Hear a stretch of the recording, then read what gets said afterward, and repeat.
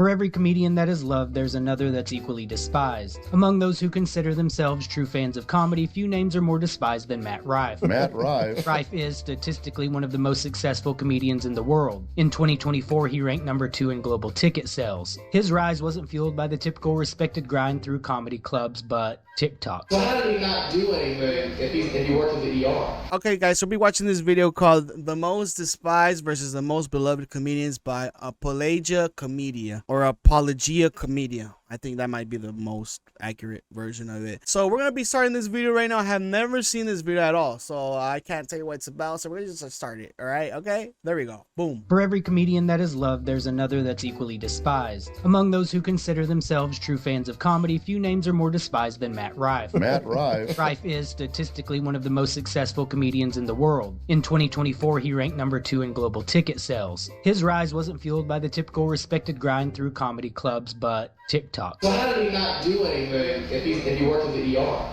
Was he the janitor? Well, I guess aside from work, if he didn't work, Aside from work, he didn't do anything. He was saving lives. This was the first time Rife went viral. Rife admits that even he didn't think the joke was that funny. Yeah, a video I thought was stupid and didn't want to post anyways. I was like, this isn't even funny. Rife's genetically blessed bone structure benefits him more than his punchlines, as most of his material... Wait a minute. Well, apparently that's not natural, guys. I heard that facial structure that Matt Rife has is sort of like how, you know, beautiful Squidward got his face, okay? Revolves around crowd work to his female-dominated audience. Thank you so much. What's your name? Christina? You are so hot. Thank you so much. Millions of views just addressing the audience, zero well-crafted jokes. Thank you so much. What is this? Well, don't clap. It could be a bomb.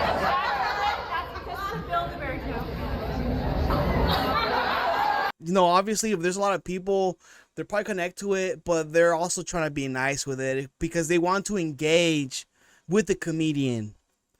And I think that's also where the drawback comes from, right? Listen, guys, I've never ended a show early before, but I'm sure you would all understand if I had to wrap things up, right? There's one more thing in here. Cookies! When Rife started to see success, he made it a point to align himself with the same audience as the uber-successful Rogan Sphere community. Back to what you were saying about my looks earlier. Yeah. It's created this very hungry, supportive fan base that I'm so grateful for and has gotten me this far. Yeah. But now I am having to weed through those and find the real. This is the thing, though, that Matt Rife messed up on is that, yeah, you know, my current audience, you know, I want a new one. You don't just do that. What are you doing? You just don't do that. You don't get to pick your audience, bro. That shit comes with what you do. And you're stuck with them unless you somehow, by yourself, masterfully try to pivot, you know, something else. But you already have garnered this audience of women. And now you're gonna try to insult them to like sort of kick them out and like not like you. That's you messing yourself up there. I don't know who gave you that idea. That's so dumb. Comedy fans, because that's what I've been working so hard for the past 12 years. You know, Right. How do you do that? Like you have to stay true to the craft, I guess. In an effort to appeal to the demographic he lacked, he pandered to them by opening his first special with a joke about domestic violence. Only been to Baltimore one time. I ate lunch there, and the hostess who like seats you at the restaurant had a black eye. And my boy who I was with was like, "Yeah, I feel bad for her, man. I feel like they should put her in the kitchen or something." And I was like, "Yeah, but I feel like if she could cook, she wouldn't have that black eye." I like, here's the thing though about that shit. Yeah, so at that time, this is why this joke crashed. At that time, you can probably hear a lot of the people in the audience are women. One of the things that women are gonna be happy about is you making fun of like domestic right? This the issue, Matt. You cannot just sort of shake away the audience that you have garnered without you sort of, what do they call it, alienating them. In what seemed like an effort to cancel himself, when the backlash inevitably followed, he doubled down, posting a link titled "Click here if you were offended," which redirected users to an image of a special needs helmet. While Matt Rife built his career on his jawline and viral TikToks, Shane Gillis took the long road, the one paved with failure, open mics, and actual jokes. Originally enrolled at West Point, Gillis dropped out and returned to his hometown of Harrisburg, Pennsylvania. I went from like being a senator to school as soon as I quit because I stopped going to class. And then I quit while I was there, like right away. So you were good? I was good, but I also failed out of school as soon as I quit because I stopped going to class. So I went from West Point to Harrisburg Area Community College in like a year and a half. Jesus. I went from like being a senator to I was literally washing dishes at my friend's restaurant. Gillis would soon discover stand-up comedy through open mics. One of the chefs, one of the guys that worked at the restaurant was doing an open mic at the Harrisburg Comedy Zone. And I was like, oh, that's how you get into comedy. I had no idea how to get into comedy. He built a following the old school way, grinding on the road, working in Philadelphia, and eventually making his way to New York, all while co-hosting a weekly podcast with his best friend, Matt McCusker. We're going to touch on a few topics today. We're going to talk jacking off. Okay. Why are we comparing Matt Rife with Shane Gillis? Why? What's the point of this? Matt Rife, he became big because of what? And you didn't say that how he became big, really. Like, what are these roots? Now you're saying you're trying to like talk about Shane Gillis, the way he's popular is because of how he rose up, and that's good. Like, he came up being a regular guy like everybody else. You don't think Matt Rife came up being a regular guy too? Seems like you kind of sort of didn't also compare that sort of aspect. But I think where the problem lies is that one person branched out, right? Where I think where Shane is still a humble guy, right? But Matt Rife lost that, and this is where the problem lies. I don't think it matters where you start from, right? Because eventually, if you start from somewhere, the person can change and be like, "Fuck, where I came from, I'm making money." So I don't know, guys. Like, let me know what you guys think about that. I don't know. About 1 hour, and that's it. That's the only topic. That persistence finally paid off when he was cast on Saturday Night Live. But almost immediately, the same podcast that got him the gig resurfaced in a now infamous clip. The news article headlines outweighed the context of the actual joke. I should have done it harder to make it clear, like the meh. Yeah, but it was clearly, to me, what I was going for was pointing out how dumb somebody would have to be to segregate a neighborhood. Yeah. And the type of words they would use.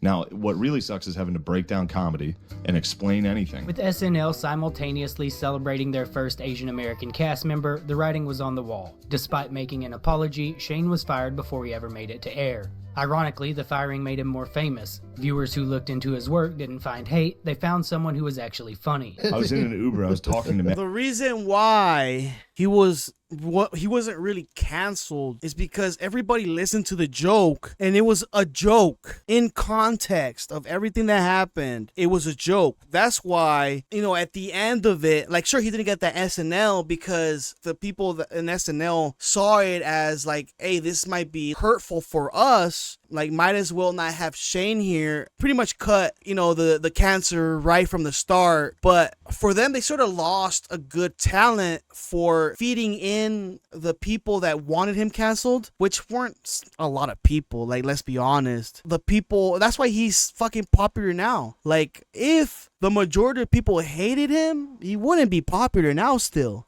Everybody would still have a problem with him. But everybody knows that he's not racist. Or or that joke that he did was out of being racist or anything like that.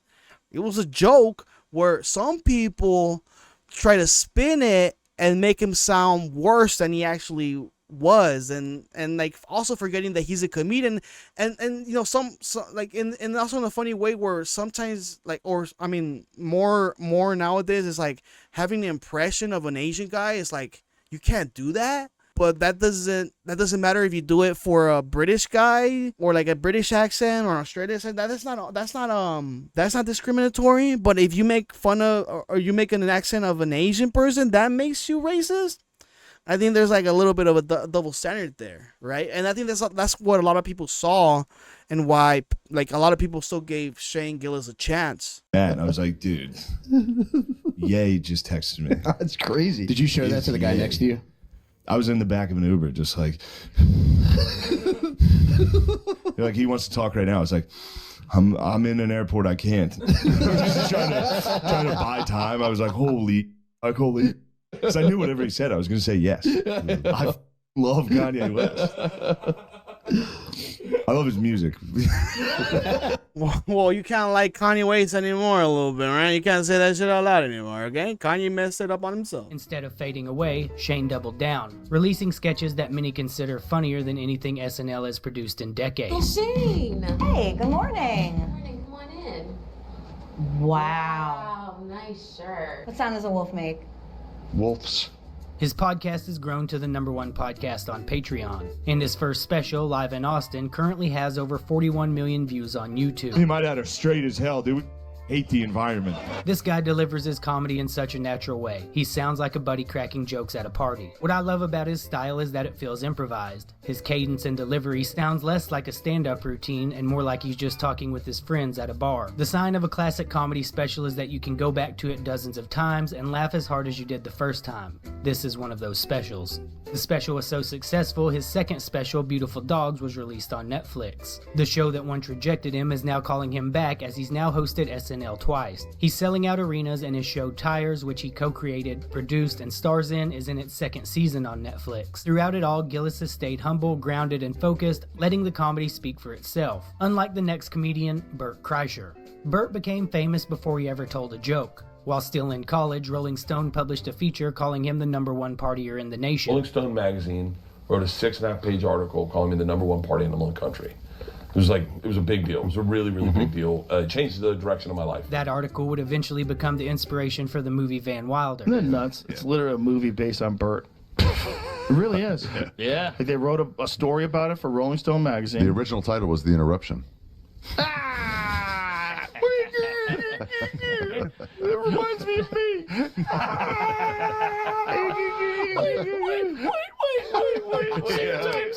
You guys have such good Bert. And for Bert, that reputation of a loud, shirtless, hard-drinking party guy became the act. To casual fans, he's a lovable goofball, but among die-hard comedy purists, Bert is often viewed as everything wrong with modern stand-up. I am the machine. Aside from being shirtless and abusing alcohol, he built an entire career off of a persona that... Okay, well, what's wrong with that? He's like another guy too, right? He's like another Shane Gillis. Yeah, that's why people like him too. I think Comedia. This is why he's still fucking popular. I think you might be missing a little bit of what you just said there, right? What do you think he's still fucking popular? Do you think Bert Kreischer right now? I mean, I'm sure online. I think there's where the problem lies online. But he's still selling out. I think you might miss that part of it, right? But Shane is different. You're right about that. Shane is different, and people connect more with Shane, right? But also, obviously, yeah, a lot of people still connect with Bert. There's a lot of people like Bert too. That's why they connect with him. Revolves around one story. Don't worry, I didn't drive out here not to tell that story, okay, guys? You think you gave me all these cameras and I won't bring that up? Yeah, I am the machine. A tale he's told so many times it was eventually turned into a $20 million movie that made just half that at the box office. On stage. Okay, so what? Who cares? You made a movie. Apologia. Has anybody made a movie about you? What is the drawback? You guys are making it sound like Bert lost freaking money from this. It's a win-win for him. What are you talking about? Who cares? He's shirtless and hammered. Off stage, particularly on podcast, he's known for talking over guests. Oh, what Joe does that you don't have the capacity to do is not make it all about himself. Hold on. Hold on. There's a clip. No, hold on. There's gotta be a clip out there of you not interrupting. No. Fine. Look. If anybody should be interrupted is Ari Shaffir by Bert Kreischer, because he deserves it, right? Remember what Ari Shaffir did to him? Remember that? Remember the little dose he gave him? I don't know why you would put that clip there, man. I think you're losing a little bit of the argument there, okay? Like intense cardio, I've sometimes had to reach into my pants and pull my dick out of my body. Out of my body. I've had to pull my dick out of my body dick's before. inside my it goes body. back inside like I'm getting recircumcised. Yeah, I can't even. I am so glad that you said that. I feel like I was the only one that moment where I said to Leanne, I was like, "Am I a narcissist?" I said this in Paris, and she was like, "No, you're not a narcissist." I go, "Would a narcissist know it though?" This is like the 5th time on a podcast Brent has realized that he makes everything about himself. The biggest difference between Shane and Bert is that Shane is funny and Bert hangs out with funny people. Bert doesn't have the capacity to understand the difference between caring about yourself and making everything about yourself. Bert's not only considered a narcissist, but his drinking has become such a concern that his friends created Sober October just to force him into a break from alcohol. I have like 9 drinks a night. And you know Joe with his little like, I'm Karen eyes. Buddy. You see, wait, hold on. Oh, you almost see him write you off in his eyes. Like, I can't with people that drink like that. Because you're going to die anyway. Yes, Tom Segura starts laughing and he goes, they're doubles. Joe goes, what? So that's 18. He goes, 18 drinks a night. 18 drinks a night. He has 18 drinks a night. And you watch Joe just... So then that's fucking impressive, to be honest with you. The man has created such a fucking tolerance where people are like, that will kill a normal person. Joe said, we should go sober. We should do Sober October. That's why he did it. And then, yeah, of course. So he can help you. And then he said, he goes, hey, man, you may need medical help to get off this. Ironically, Bert would later become the reason the group stopped doing it altogether after repeated fallouts. No, what Joe does that you don't have the capacity to do. Oh, look, also remember, guys, Joe, he's on steroids. So it's not fair at all either.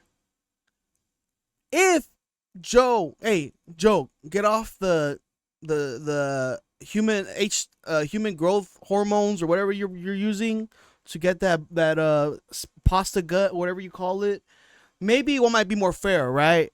But you're using the old Vitor Belfort excuse because it's like, no man, like I'm fucking 50 and like honestly, like if I stop using it, then I'm nothing. You think that Bert is like was using all these PEDs to like win? No, you were. Remember that.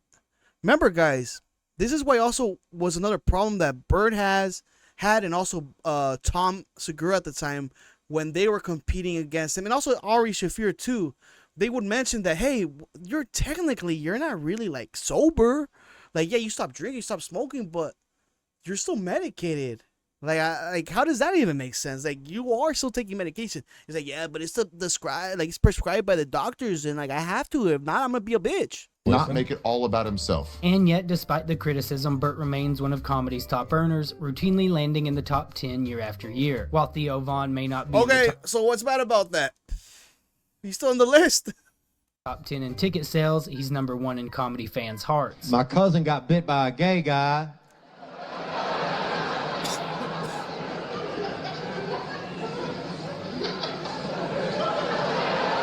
So we'll see, you know. Okay, but there's also problems with Theo Von too right now, recently, going political and shit. Okay, so seems like we're forgetting a little bit about. I mean, well, that was 3 months. This video is 3 months ago. You know what? Please, this is an apology. I apologize to you. Right, recently, now, currently, this is the narrative right now where Theo Von is he's got more political. Theo's podcast this past weekend is one of the most beloved among all comedy podcasts. I appreciate it, and thanks, brother. We're not racist, or I'm not trying to be. You know, I have some flare-ups in traffic, but overall, I'm good. I'm doing my best, man. I'm out here on the front lines of not trying to be. What makes Theo likable is that he's not just a stand-up or a podcaster, he's a true comedian. Oh, dude, I used to do, sometimes I would do some, my freaking eyes would dry out. Ooh, and look at you grinding. You're thinking about it. Oh, dude, yeah. Fucking I think what he means is that you don't have to be on stage to be funny, right? Like, a lot of certain people are funny on stage, off stage, whenever. Personal, one-on-one conversations. You're a funny guy. You're a natural comedian. And Theo would be the type of guy that, you know, you just speak off cameras or whatever, right? he will be funny. You'll be funny anyways. I think that's what he's trying to say. I remember I had to lick my hands and then rub it into my eyes. Whoa. So that I could even blink well. Jesus. I would get dehydrated, boy. That's deep. You go deep, huh? Oh, dude. But you're that dude. You go deep with whatever you're doing. I Let's like go. to get right on the... I like to be a peeping Tom if I can. I'll watch your whole family eat dinner. His podcast consists of guests from blue-collar workers to celebrities and even the president, treating every person the same no matter who they are. How did you get addicted? No, I would just do. That was really Okay, so then I would like to retract my apology. So not That's just pretty- That's down and dirty, right? Yeah, it started to make me feel like I was a mechanic or So something. that you weigh up more than anything else you can think of. Turn you into a damn owl, homie. You know what I'm saying? Yeah. You'll be out on your own porch. You know, and you'll be your own street lamp. You're freaking. My favorite part of this interview is that Theo does not treat Trump like a celebrity. He's not trying to impress him. He's just himself. That's an issue, right? This is now later on. We're in the future now, right? And then people are having a problem with him, like not asking him any questions about anything, and try to make Trump a human, look more human, and try to make him more relatable to the average person. And when you have a person of a high power, such as the president or anybody, any sort of leader from another country, there is a sort of responsibility to call them out on certain things that everybody else wants to know about, right? Like if the politician is a terrible person or whatever, or also maybe you have questions about their ideals and their beliefs, right? Regardless of that.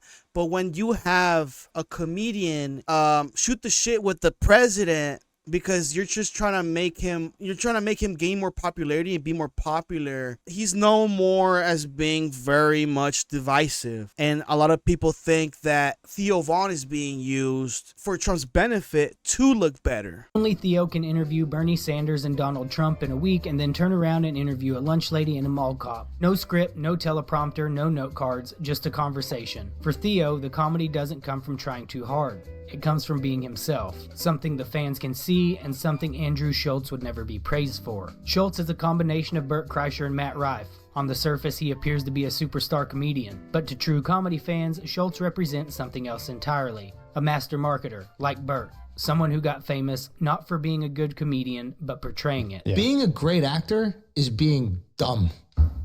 If you're great at being dumb, you could be a great actor. Between 2018 and 2019, Schulz uploaded over 125. That's ridiculous. If you're trying to be like, what's his name, Simple Jack, maybe. What do you mean by that? What? How dumb can you be to make a really good impression of somebody? And you're gonna, do like a biopic, or right, like some sort of like biography movie of somebody, and make yourself look like them and sound like them, right? Yeah, any dumb person can just act and win an Oscar and be whatever, right? Be fucking like really, like people are gonna say, "Oh my god, that's a crazy, amazing film," because like this is just like generalizing. This is the thing that people do, and I hate it when people do it. Is like to generalize everything. Yeah, to be a great actor is just to be dumb. Stand-up clips to YouTube, just hoping to land that one viral crowd work clip. Remember, like the first video that went viral, it was a joke about how like the food is better in countries where the women have less rights, and and it went viral. Nothing's all good, nothing's all bad, right? Like there's a lot of countries in the world that treat women like that's fucked. But they got the best food. I just started posting a clip every single week. Who does? I mean, like that joke is like, he doesn't say who, so everybody in their own minds gets that joke. They eat it, they put it in their head, and they're like, hey, yeah. I mean, yeah, it's like, even like in my culture, yeah, like I mean, yeah, sure, like my food is the best. Like it's just so much like it's so much of a catch-all for everybody to just be in the joke of it, or they can like relate to the joke. And the strategy worked. He flooded the internet and built a brand. His act is confident, but the jokes aren't there. Oh, okay. Men, we don't do that. We only wash our hands if someone else is in the bathroom. Yo, there's no problem where when you're funny doing crowd work, you could be good at doing crowd work. There's no problem with that. I don't have an issue with it. Like, if you're actually funny at doing crowd work, then who am I, or who is this guy that making the video to say to you that stop it? That's not what makes you a comedian. Go back and stop talking to the crowd. Like, dude, just do what you want. Like, that's what comedy is, a subjective thing, right? Like, this is also one of the things that I don't know if he's trying to like Apologia Comedia is trying to do that. It's like he's trying to be like, no, stop doing that. This is not good comedy and it's weak comedy. It's like, I don't know. I just don't want to like put it in a sort of on a list there on what's better or what's not. Like, that's why he has so many views on some of his crowd work, is like compared to like, you know, maybe like traditional stand up. Do they have more views than that? Like, it's just a taste of like the preference of the comedy, right? Like, that you like. Portion of the hate comes from his podcasting, offering pseudo-philosophical epiphanies like he was the first person to ever think deeply. This is going to sound weird, but like I think drugs are almost like a necessary component to dealing with life in the way we have to live it. You know what I mean? Like, I don't think you need to do drugs if you're fucking in Alaska. Yeah. I love Schulz What are epiphanies. you talking about? Schulz epiphanies are my favorite. Yo. He repeats a statement. He's like, That's crazy, though. Schulz is more akin to a snake oil salesman than a comedian. He told fans his pay-per-view special would only be available for a short time, then gone forever. 2 weeks later, it was on YouTube for free. I'll be honest. Okay, so what's wrong with that? Nah, I get it. You know, I don't know what the fuck happened there. You think what was Schultz's explanation for that? Does he give out an explanation? Like, does Schulz give out an explanation for why? And it's like in like, I think to probably like draw comparisons, like if you pay for UFC, like the pay-per-view, and if you buy any pay-per-view, right? And then you don't want to see basically the whole event the next day or the next 2 days later on YouTube, right? Because then you'll be like, so I just spent $20, and especially if it's like UFC, you're like, fucking, what was it, $80 recently or $70? It's like, wow, now you're gonna put it up for free? Like, I just basically just like, I feel like why did you even pay for it at all? Like, I just lost money for no reason. Like, you're just gonna just drop it like that, and I fucking paid for it, and it's like.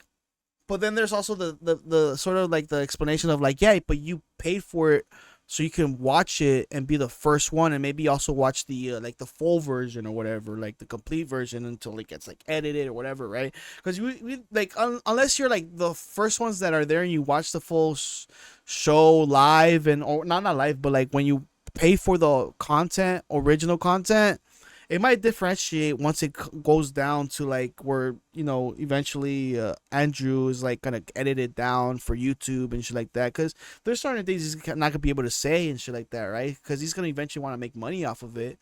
So I mean, like, there's also some things about it, but like, I don't know, like, you could get. I'm not saying that you're not supposed to be annoyed about that. Like, that's a reasonable thing to be annoyed about, is like you paid for it and then the next 2 days is like it's free. Yeah, it fucking sucks. I never sucked. I could do it. I know that. I could do it. I do not understand how people aren't repulsed by this man immediately. He oozes goofy kid who tried too hard to be funny in class, but nobody ever laughed at his jokes. Schulz is not funny. He got big during lockdowns. I know I sound like a big hater, but I don't care. Rogan Sphere comedians are getting tiresome. A large portion of the backlash surrounding Schulz stems from his most watched podcast clips. In one infamous moment, Schulz tried to convince a guest that one of the most addictive substances on earth wasn't actually addictive, all while attempting to pressure him into taking it. Try one of these. It's nicotine. Oh, hell no. No. You're going to be hooked. I'm good. It's not about a hook. You won't get hooked. Hell no. I'm good. It's like a dip. Just try it. No, Will you just try it? I got addicted personality. Academics heard dip and he was like, say less, fam. Give me some nachos.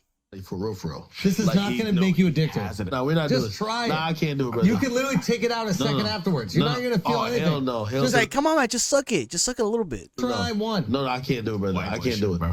Just try the white boy shit for one. Why are you so afraid? We drank Hennessy the whole time. We finished a whole. We tried Hennessy. You know, man, I'll be honest. Hennessy, man. You know, Mexican people do drink Hennessy. Like, Hennessy, though, I tell my friends, like, you know what Hennessy is? What it tastes like to me? It's like you put an old man sock. But it's like a sock where it's like, you take off the sock and it's like just fully standing up. It's just like stiff, right? And then you put in the alcohol content and then it just soaks in there. And that's how Hennessy sort of tastes like to me.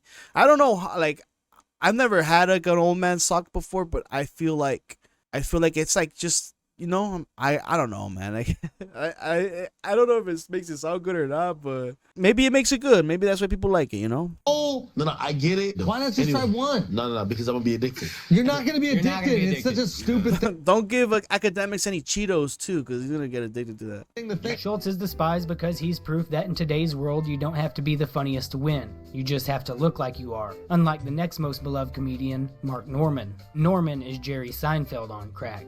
Literally. Love it. I did crack once. Yeah. Did you really? Yeah, Is that a fan gave me Molly, and I was like, oh, and I mean the lady went to Paris, we went to the Louvre, and I said, let's do the Molly at the Louvre. We took crack. We're in the Molly, like, You took crack to tweaking out, and looking at the statue of David, like, shaking and drooling. You're the only person. I'm the only person. You're the only person ever to do crack at the I don't think Seinfeld would be like, hey, I'm over here, they gave me crack. Like, no, what the fuck are you talking about? This is a weird comparison. You think Jerry Seinfeld is gonna be like, hey guys, I want to Vegas. No, I got the wrong drugs. Like, what the fuck are you talking about? Norman is what comedy purists would call a wordsmith, efficient with every punchline. I told an abortion joke recently, and a woman approached me. She was like, hey, that's very insensitive. I've had an abortion. You shouldn't tell jokes like that. I was like, whoa, hey, sorry, I just told a joke. I think what you did was much worse. We hate to admit it, we've come a long way. Like in the 50s, we had whites only and blacks only water fountain, which is incredibly sad, especially if you're a thirsty Asian. What truly separates him from other comics is his honesty. In an era where most comics are too afraid to call Joe Rogan out, Norman will roast him to his face. You got a crazy gorilla monkeypox hand. Because Mark Norman might be autistic. You're gonna climb the Empire State. They don't fit most of my body. I think I didn't get enough food when I was small. Yeah, you got proportions, dude. Can you wear You're this? an action figure. For real, you look like a gorilla up on stage. Someone in my ancestry. Joe took all the other babies' food. Monkey. You're a silver hack. All right, we're back. It's blown outward. Whoa. Like it's blown out. Now, I'm obviously not a bomb expert, but I talked to one. You should see your act.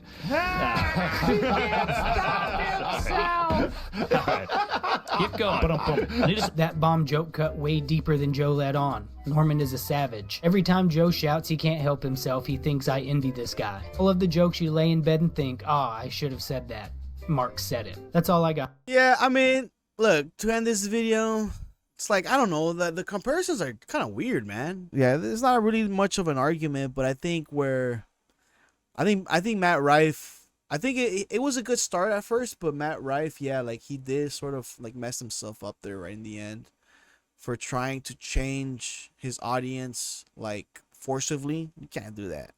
But anyways, guys, I don't know. Maybe I sort of lost the plot here a little bit. Yeah, I've already did like 3 videos in a row or 4 videos in a row. So I'm gonna let you guys go. Like and subscribe, comment down below what you guys liked, and I'll see you guys for another one. Bye bye.